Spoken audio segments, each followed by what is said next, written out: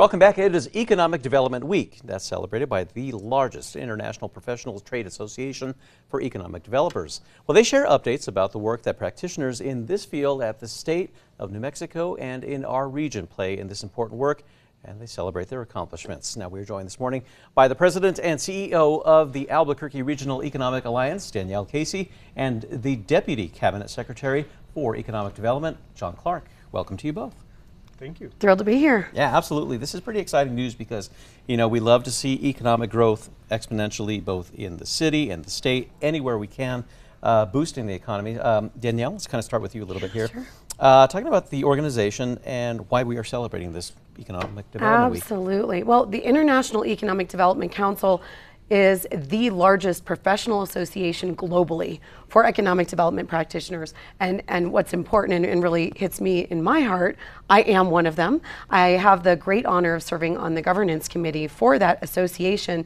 And it's important because a lot of people don't realize that economic developers are a profession unto itself. We have professional training and certifications dedicated to our profession. We take some grueling exams to get certified in our work.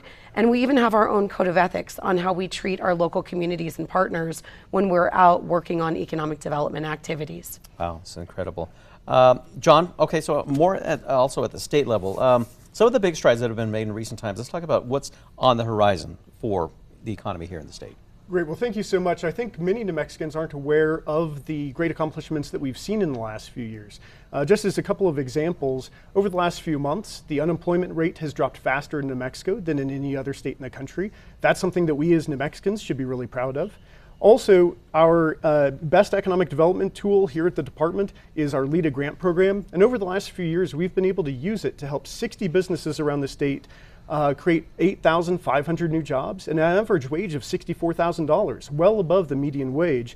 And also, these companies are going to be bringing in $7 billion in new investment into the state.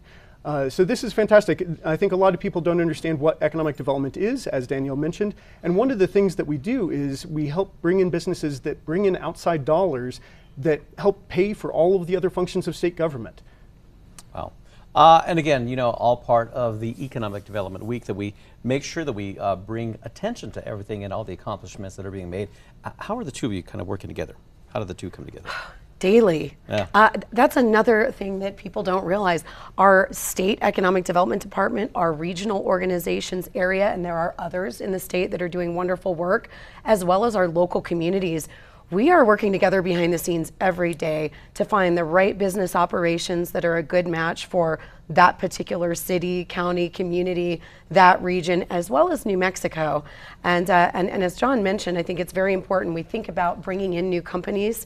We also spend an extreme amount of time helping to support local businesses to ensure they not only grow, but they stay in our market, which is very critical. Your existing businesses are the ones that are most likely to champion and support and invest in everything from Little League on up than any others. Yeah. And taking care of that backbone and then expanding from there, how much of a challenge is that, John?